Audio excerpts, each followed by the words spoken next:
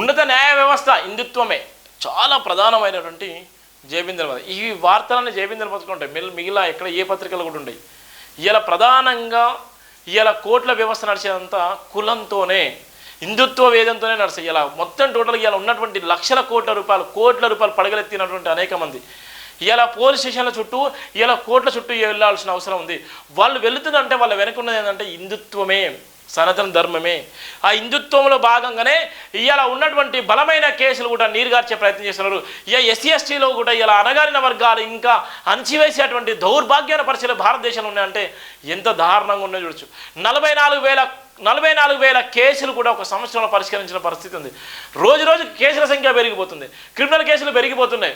ఇలా ఉన్నటువంటి అనేకమైనటువంటి క్రిమినల్ కేసులు వేల సంఖ్యలో పెరుగుతున్నప్పటికీ ఇవాళ పరిష్కరించే మార్గంలో ఎవ్వరు కూడా లేరు. దానికి కూడా హిందుత్వమే ప్రధానంగా ఉన్నటువంటి వ్యవస్థను చూస్తున్నాం. అందుకోసే ఉన్నత న్యాయ వ్యవస్థ హిందుత్వమే.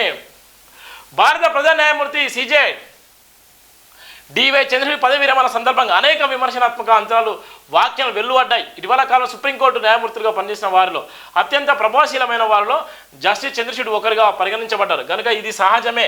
పైగా గత 2 దశాబ్దాల్లో మరే సీజే చేయని విధంగా ఆయన 2 సంవత్సరాల పాటు బాధ్యతలు నిర్వహించారు.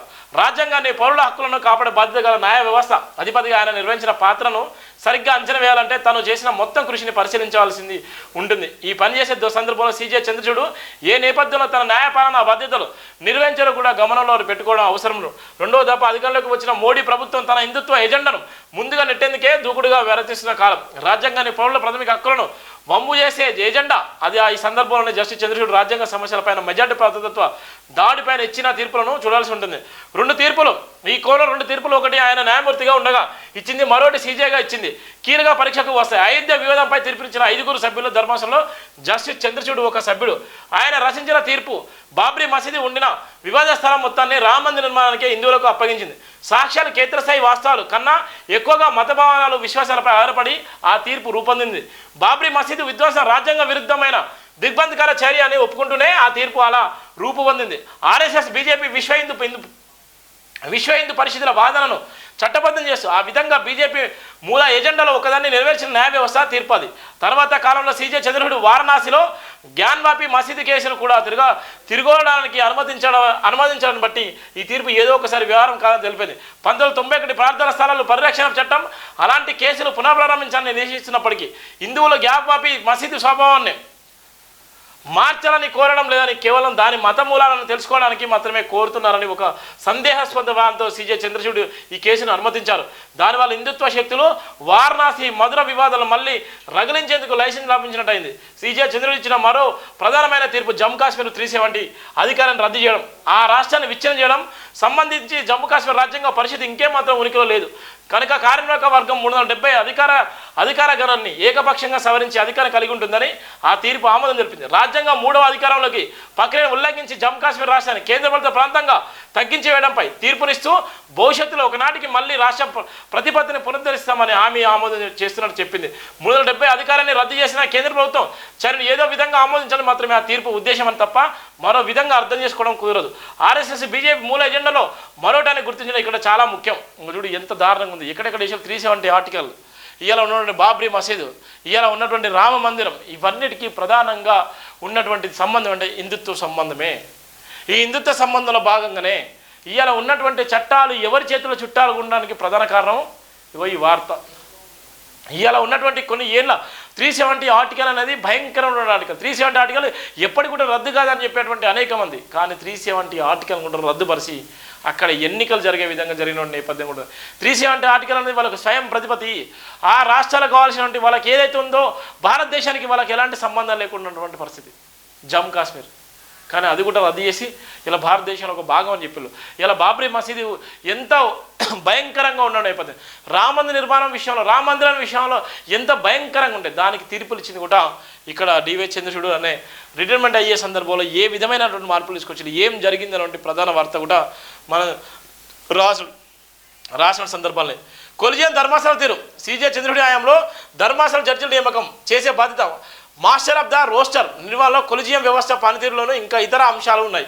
ఈ విషయంలో ఒక స్పష్టమైన పద్ధతి పాటించినట్టు స్పష్టంగా అనిపిస్తుంది. పౌరులు వ్యక్తి స్వేచ్ఛకు సంబంధించిన కేసులు అంటే దీర్ఘకాలంగా నిర్బంధం సాగిన భీమ్ కోరేగం, ఈశాన్య ఢిల్లీ మత ఘర్షణలు కేసులు వంటివి ఒక పథకం ప్రకారం నిర్దిష్ట ధర్మాసనానికి పంపినట్టు కనిపిస్తుంది. ఆ పౌరకులను బెయిల్ మంజూరు వంటి విషయాల్లో మితివాద దృక్పథంతో గల న్యాయమూర్తులతో కూడిన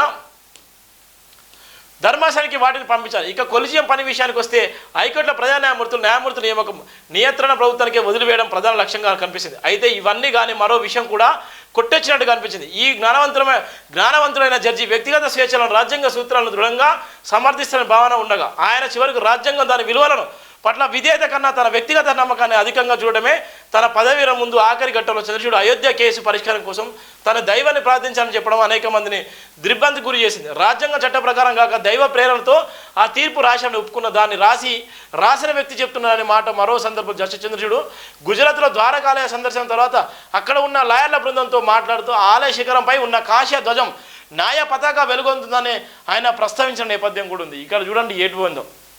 అలా చాలా వరకు జడ్జీలు, సుప్రీంకోర్టు జడ్జీలు, హైకోర్టు జడ్జీలు, చాలామంది లాయర్లకి ఈ వార్త మీకు అంకితం. ఎడిపోతుంది వ్యవస్థ. చూడండి హిందుత్వ భావజాలం ఇలా ఏ విధంగా ఉంది. ఇలా చట్టసభల్లో చట్టసభల్లో కానీ ఇలా కోర్టులు, సుప్రీంకోర్టులు, హైకోర్టులు చెప్పేటువంటి ఆ కోర్టులలో కూడా హిందుత్వం ఏ విధంగా ఉంది, ఏ విధంగా పనిచేస్తుందో ఇలా ఇక్కడ సీజే ఏ విధంగా అయితే ఉన్నత న్యాయ స్థానంలో ఉండి ఏ విధంగా తీర్పులు చిహ్నం చెప్పకనే చెప్తున్నటువంటి వార్త. ఇలా ఈయన పదవి విరమణ సందర్భంగా ఆయన నుంచి బాధపడ్డటువంటి సందర్భాలు ఇలా ఆయనే చెప్పినటువంటి తీర్పులో ప్రధానంగా జయబేంద్ర పత్రిక రాసినటువంటి ప్రధాన వార్త. చూడు ఎంత దారుణంగా ఉందో. ఆర్ఎస్ఎస్ భావన చొరబాటే వీటన్నిటిని బట్టి వెల్లడయ్యేది ఒకటే, కేవలం సుప్రీంకోర్టు ప్రధాన న్యాయమూర్తి ఒక్కరే కాక మొత్తం ఉన్నత న్యాయ వ్యవస్థలో మత భావన పెరుగుతున్నాయని వాస్తవం. మోడీ దశాబ్ది పాలన ప్రభుత్వం ఇటీవల కాలంలో బహిరంగంగానే హిందుత్వ భావనలు ఉన్నత న్యాయ వ్యవస్థ దొందరలో న్యాయవర్గాల్లో విస్తరించాయి. కలకత్తా హైకోర్టు న్యాయమూర్తి ఒకరు తన పదవి విరమణ సమయంలో ఆర్ఎస్ఎస్తో తన యావజ్జీవ బంధాన్ని ఆ సంస్థకు తన రుణపడి ఉంటారని గుర్తించి ప్రకటించారు. మరో హైకోర్టు జడ్జి అభిజిత్ గంగోపాధ్యాయ ఎన్నికల కొన్ని వారాల ముందే రాజీనామా చేసి కొద్ది రోజుల బీజేపీ అభ్యర్థిగా లోక్సభ పోటీ చేసి గెలుపొందారు. చూడు ఎటుందో. కొంతమంది న్యాయమూర్తులు ప్రపంచిక దృక్పథం హిందుత్వంతో రూపుదిద్దుకుంటుందని మధ్యప్రదేశ్ హైకోర్టు ద్విసభ్య ధర్మాసనం ఇటీవల చేసిన వ్యాఖ్యలు వెల్లడించాయి. రక్షణ ఉద్యోగులు ఆర్ఎస్ఎస్లో చేయడంపై పదవి విరమణ చేసిన ఒక ప్రభుత్వ ఉద్యోగి చేసిన పిటిషన్ హైకోర్టు పరిష్కరిస్తూ హైకోర్టు ఉత్తర్వులు ఇచ్చింది. ఆర్ఎస్ఎస్ పై నిషేధాన్ని కేంద్రం ఉపసంహరించిన తర్వాత వెలువడిన ఆ ఉత్తర్వులు హైకోర్టు ఆర్ఎస్ఎస్ వంటి ఒక గౌరవనీయ సంస్థను దేశంలో నిషిద్ధ సంస్థల జాబితా తప్పుగా చేర్చినట్టు పేర్కొంది. కేంద్ర ప్రభుత్వం చేసిన తప్పు వల్ల 5 దశాబ్దాల పాటు దేశానికి సేవ చేయాలని కేంద్ర ప్రభుత్వ ఉద్యోగులు ఆకాంక్షలు అనేక విధాలా క్షీణించిపోయాయి అని పేర్కొంది. అంటే విజ్ఞానవంతులైన ఈ జడ్జీలు చెప్పే ప్రకారం దేశానికి సేవ చేయాలంటే ఆర్ఎస్ఎస్లో చేరాలన్నమాట. కరవన్ పత్రిక 2020 అక్టోబర్ సంచికల ఆర్ఎస్ఎస్ లీగల్ విభాగం ఉన్నత న్యాయ వ్యవస్థలో తన పట్టు ఏ విధంగా పెంచుకుంటున్నది కళ్ళ జరిపించేలా వ్యాసం ప్రయత్నించింది. అఖిల భారతీయ అధివక్త పరిషత్ ఆర్ఎస్ఎస్ న్యాయవాదుల వేదికగా పనిచేస్తుంది. దాని శ్రేణుల నుంచి అంతకంతకు ఎక్కువగానే లీగల్ అధికారులు, అడ్వకేట్ జనరల్స్ వంటి జడ్జీలు నియమితులు అవుతున్నారు. 33 మంది ప్రస్తుత న్యాయమూర్తుల్లో కనీసం 9 మంది బహుళ సంఖ్యలో ఆ పరిషత్ కార్యక్రమాలకు ముఖ్య అతిథిగా హాజరయ్యారని కరవన్లో వెలువడిన వ్యాసం చెబుతున్నది. అత్యున్నత స్థాయిలో వెలువడే న్యాయ నిర్ణయాల్లో మెజార్టీ మద్దతు మనోభావాలు ప్రతిబింబించుతున్నాయని సీజే చంద్రచూడ్ పదవి కాలం ఆరంభం ఒక ముందస్తు హెచ్చరిక లాంటిది. మొత్తం పైన ఉన్నత న్యాయ వ్యవస్థలో ఆర్ఎస్ చెరుబాటుకు మోడీ ప్రభుత్వం ఎలా సహాయపడిందో చెప్పే హెచ్చరిక ఇది అనేటువంటి ప్రధాన వార్త కూడా రాసినాం. ఇది చాలా వరకు ఎంత భయంకరంగా ఉంది, ఎడిపోతుంది. హిందుత్వానికి ఇలా ఉన్నటువంటి సుప్రీంకోర్టు, హైకోర్టు ఏ విధంగా సపోర్ట్ చేస్తుంది, ఏ విధంగా సుప్రీంకోర్టు జడ్జీలు, హైకోర్టు జడ్జీలు, ఇలా ఉన్నటువంటి మిగిలిన కోర్టులకు సంబంధించినటువంటి జడ్జీలు ఏ విధంగా పనిచేస్తున్నారో ఇలా మనం చూసి ఆర్ఎస్ఎస్ అనేటువంటిది దాన్ని బ్యాన్ చేసిన తర్వాత అది ఎంత భయంకరమైనటువంటి పరిస్థితి ఉంటుందో, ఎంత విచ్చలవిడితనం ఉంటుందో, సనాతన ధర్మాన్ని ఏ విధంగా తెరపై తీసుకొస్తారో ఇలా దాన్ని నిషేధించిన తర్వాత మళ్ళీ ఆర్ఎస్ఎస్ను పునరుద్ధరించి ఇలా వాళ్ళు చేసినటువంటి వ్యాఖ్యలు కూడా మనం చూస్తున్నాం.